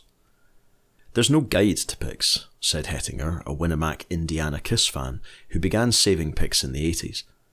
"You get second-hand information and go from there. Collectors guard their sources." Imprinted guitar picks started with Nick Lucas in the early 1930s. D'Andrea Manufacturing pioneered the general promotional pick business in 1938, offering up to 12 block letters a pick at 60 cents extra per gross. Musicians, guitar manufacturing companies, and musical supply outlets soon took advantage of the offer. For decades, the standard promo pick consisted of block letters die-printed on a celluloid plectrum. While jazz and orchestra guitarists utilised personalised picks, rock and roll pickers were slower to catch on. Many legendary rock guitarists never had their own imprint. Jimi Hendrix used picks imprinted with Manny's, a noted New York City music emporium. But by the late 1970s, rock musicians had joined the promo pick parade. 10 years later, personalised picks were standard operating procedure even among upstart acts. The task of procuring an act's picks normally fell to the road manager or guitar technician. Promotional picks were available in 10 gross minimums from a number of musical supply wholesalers around the country. In the case of Jim Dunlop USA and D'Andrea Manufacturing, large minimums could be ordered directly from the manufacturer. JD Incorporated, a pick manufacturer out of Hebron, Illinois, bought by Gibson in 1994, found a niche in selling smaller minimum orders to licensed music dealers, as few as 100 picks imprinted with block letters. Meanwhile, a smattering of outfits such as Legend Picks, a custom design outfit out of Rock Island, Illinois, had found their own niche selling signature and graphic logo picks to anyone in orders as small as 1 gross. Thus, if a roadie ordered a minimum of a particular imprint and never reordered more, that imprint became a de facto limited edition. In theory, such a pick might increase in value. Van Halen was noted for changing imprints often, and hundreds of different Van Halen picks were floating around by the early 90s, some considered rare and valuable. At the other end of the scale were Rick Nielsen's original Cheap Trick picks, which were ordered and reordered in mass quantity and hurled to fans by the fistful. It's a fitting tribute that they gained a reputation as the cheapest of all possible collectible picks. The 90s not only saw an explosion of rock, heavy metal and country imprints, but a revolution in the way the imprint process was done. Using a variety of high-quality techniques, pick imprint makers could now produce an endless array of colourful, arty designs in a fraction of the time it once took to do common block letters. This was both good and bad news for collectors. On one hand, it meant a plethora of sensational picks to choose from, with new ones coming out daily. Otherwise, it meant celebrity imprints were easier to forge. Ordering mass quantities of plain, unmarked picks has always been a simple matter, and methods for adding an imprint abound. The infamous SRV affair was a perfect example. In early 1994, picks bearing Stevie Ray Vaughan's initials were supposedly circulating for $100 apiece. but they were deemed fakes, since the late great guitar virtuoso apparently never ordered picks bearing his initials. Just how much of this sort of fakery was actually going on is a matter of conjecture. Certainly there was a potential for chicanery. The technical ability to produce quality fake imprints, even exact duplicates of genuine promo imprints, was available to any inspired sociopath bent on mercenary musical mischief. And who really knows how many genuine imprints of a particular pick were made in the first place? Roadies come and go. Records of their transactions are rarely, if ever, kept, and reordering is as easy as filling out a form. What's to prevent an inspiring guitar techie from ordering $1,000 worth of extra picks for himself and selling them to the highest bidder? It isn't illegal, and who really cares? Especially if it's his own money and not the group's. The whole idea of promotional picks is to promote, after all. In Atlanta, Georgia, a promo pick mecca, Jerry Coody opened Rock and Roll Relics, possibly the first store in the country to specialise in celebrity picks. He explained the incentive for unscrupulous pick hawkers. "I had 2 genuine Stevie Ray Vaughan picks that I couldn't sell at all before he died," said Coody, a former guitar technician with the Atlanta rhythm section. "Now I could sell every one I got my hands on for $250 each." Coody said most fake picks looked bogus because of sloppy workmanship. He also said that the motivation for making fake picks was reduced by the fact that flooding the market with a certain imprint would quickly drive the value of that pick down. Collectors knew what was rare and what wasn't. They also learned who to deal with and who to avoid. Still, Tony Weathers, a concert security worker in Atlanta and possibly the biggest promotional pick dealer in America, warned that fake picks were becoming widespread. "Every day there's some kid getting screwed by somebody," said Weathers, who maintained a personal network of hundreds of collectors. "I only deal with roadies and techies, so I know for sure everything I sell is legitimate." For some at least, pick fever could be overwhelming. Erstwhile pick collector Donnie Perkins offered a stoic appraisal of the scene. "People grow up, get jobs, get married and have kids," he concluded. "Pick collectors get out of it after it's no fun anymore." Chapter 10. A brief history of thumb and finger picks. While every plectrum is a pick, not every pick is a plectrum. Thumb and finger picks are not plectrums in the strictest sense. Fundamentally, plectrums are flat picks. Still, thumb and finger picks are so closely linked with blues, folk, country, bluegrass and Hawaiian music, they merit mention. Like plectrums, thumb and finger picks provide the tone of a stringed instrument. For that reason, their importance should not be minimised. Furthermore, celluloid thumb picks predate celluloid mandolin, banjo or guitar plectrums, making them perhaps the first musical instrument accessory to use the first plastic. Thumb pick style strumming and plucking devices have been around longer than their finger picking counterparts, and are associated with a number of instruments: steel and 6-string guitars, zithers, auto harps and mountain dulcimers. It's possible that thumb picks of some sort were used to play the ancient psaltery, a zither-like instrument that flourished in Europe from the 12th century until the latter Middle Ages. Such picks could have been fashioned of wood, feather quills, ox horn, metal, or other materials.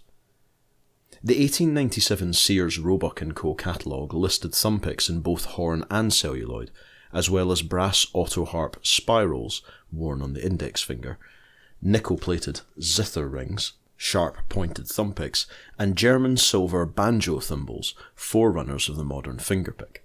The 1912 Gibson catalogue offered celluloid guitar thumb picks that, it hastened to note, could be made to fit any thumb by heating the pick in hot water and bending it before getting cool, advice many Mississippi thumb-picking blues pioneers apparently took to heart, metaphorically if not literally. The traditional fingerpick, a one-piece ring with a rounded tongue that fits under the fingertip below the first joint, achieved early fame as an accessory of the Hawaiian steel guitar. Such picks were advertised nationally by the Wurlitzer Company in the early 1920s. However, similar finger picks, shields and thimbles had been around since before the turn of the century. Eventually, both finger and thumb picks were routinely used to play the banjo, dobro, Spanish steel string guitar, and Hawaiian guitar. The person most responsible for popularising thumb and finger picks was Roy Smeck, a 1920s vaudevillian virtuoso and recording artist who could play practically anything that had a string attached to it, most notably the banjo, ukulele, guitar, and Hawaiian guitar. Known as the Wizard of the Strings, Smek's name endorsed everything from guitars to banjos to the Roy Smek professional Hawaiian guitar outfit, 2 metal fingerpicks, a celluloid thumbpick, and a metal slide bar, all for $1. Until the mid-1930s, fingerpicks were almost always made of metal. Then, Dobro introduced its line of transparent celluloid fingerpicks, which was followed by other lines of celluloid fingerpicks, including those of the Oahu Publishing Company of Cleveland, Ohio. Metal and cellulose-based plastics, usually celluloid, remained the primary thumb and fingerpick materials throughout the 20th century, although in the mid-1970s, Herco introduced the world's first and only nylon thumbpick, coloured in bright bugaboo, a pick that could only be made from a special and extremely costly dye. Thumb and finger picks were sold by numerous American companies in the 1940s, 50s, and, thanks to the great folk music phenomenon, especially the 60s. They continued to be marketed by D'Andrea, National, Gibson, Kaiser, Dunlop, Herco, and other outfits throughout the 70s, 80s, and 90s.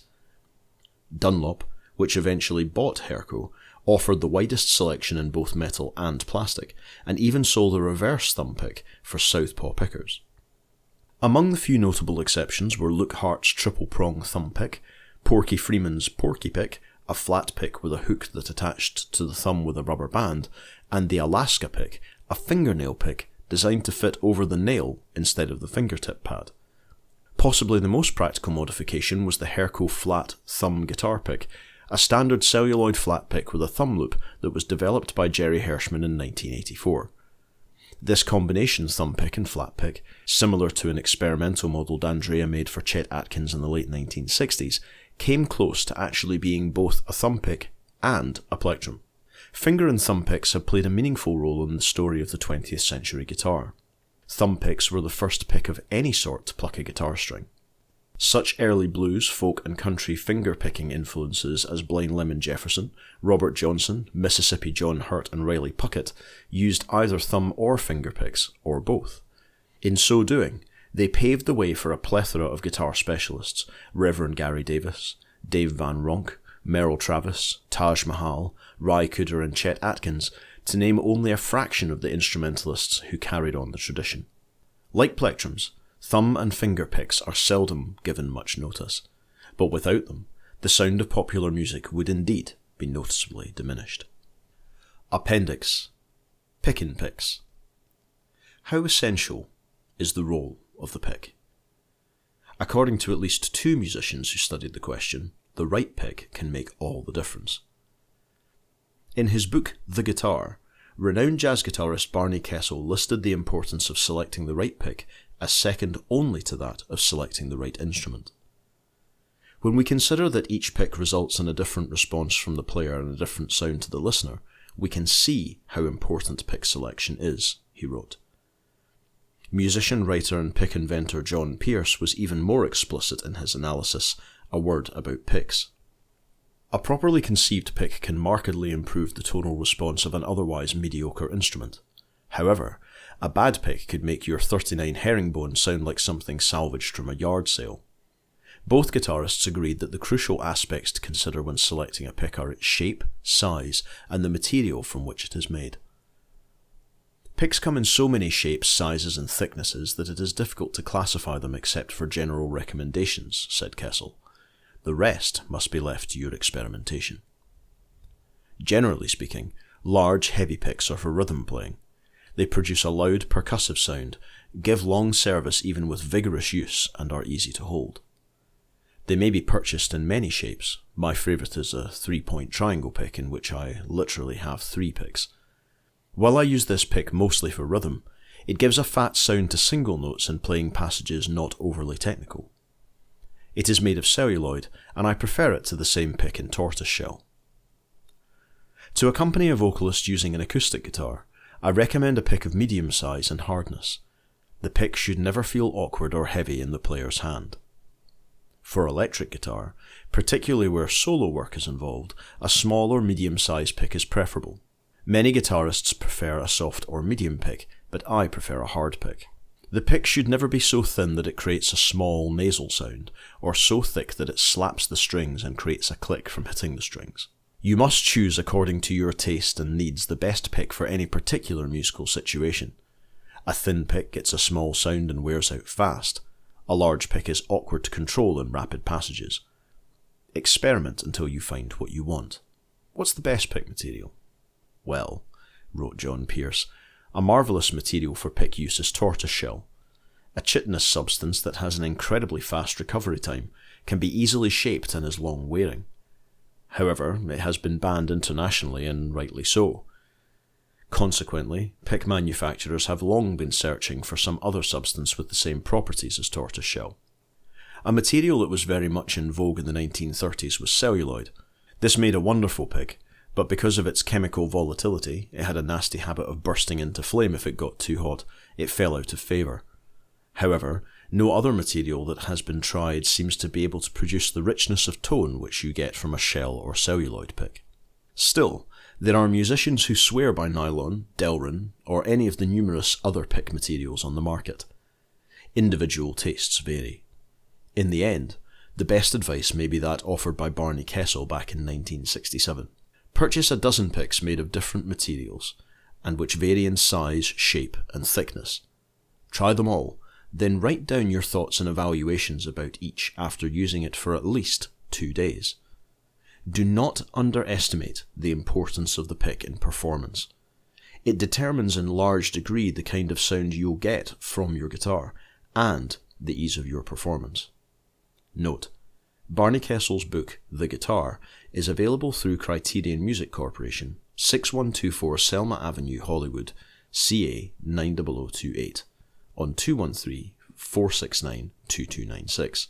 Information on John Pierce picks and guitar course available through John Pierce Strings, P.O. Box 295, Centre Valley, PA 18034 1-800-235-3302. Will Hoover is an award-winning journalist living in Hawaii.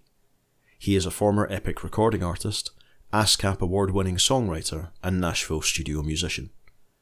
In this photo, he holds the first Kamaka pineapple ukulele ever made. Photo by Taki Umeda. Narrator's note. Huge thanks to Will Hoover for allowing me to take this book on and make the audiobook version of it. And huge thanks also to Guy Devillez for enabling me the opportunity to do this. This book has been an inspiration to myself and countless other collectors the world over, as well as performing an important task of sharing the joy of picks with the world as a whole. I sincerely hope you have enjoyed this rendition of this book, and if so, please make sure to leave that note in the comments. Many thanks for your time.